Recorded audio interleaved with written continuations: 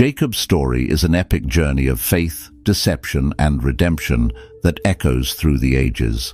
In a world where cunning often triumphs over integrity, Jacob's life confronts us with uncomfortable truths about human nature and the divine plan. Have you ever wondered how God can use imperfect people to fulfill His purposes? Get ready for a narrative that will challenge your notions of justice and mercy as we explore the surprising origin of a chosen nation. Genesis 25:21 introduces us to a couple in distress. Isaac prayed to the Lord on behalf of his wife because she was barren. The Lord answered his prayer, and his wife Rebekah became pregnant. In ancient times, barrenness was seen as a curse, and Rebekah carried that burden for 20 years. Imagine the despair that must have consumed the hearts of this couple, heirs to the promise made to Abraham, yet unable to conceive a child. God's answer to Isaac's prayer didn't come without complications. Genesis 25:22-23 reveals the babies jostled each other within her, and she said,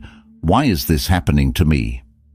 So she went to inquire of the Lord. The Lord said to her, "Two nations are in your womb, and two peoples from within you will be separated. One people will be stronger than the other, and the older will serve the younger." Rebekah's pregnancy was a foreshadowing of the conflict that would mark not only the lives of her sons, but entire nations. The divine prophecy overturned the natural order of things. The older would serve the younger. From the womb, God was setting a pattern that would challenge human conventions. Genesis 25:24-26 narrates the dramatic birth.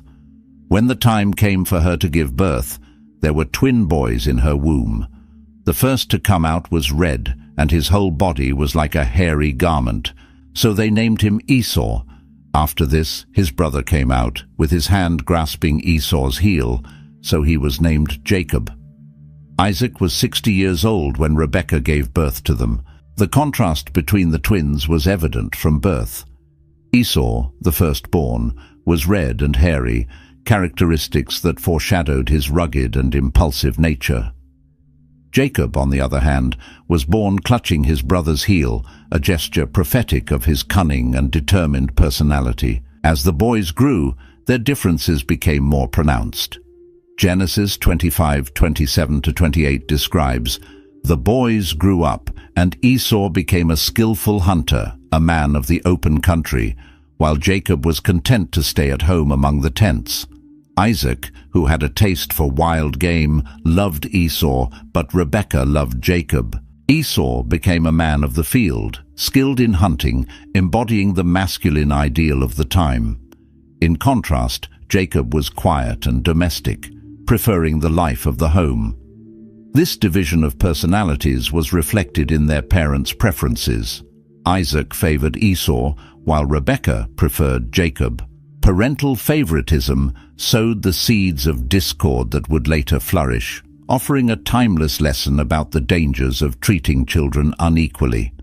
The turning point in the brothers' youth came with a seemingly trivial incident that had profound consequences. Genesis 25:29-34 recounts, "Once, when Jacob was cooking some stew, Esau came in from the open country, famished.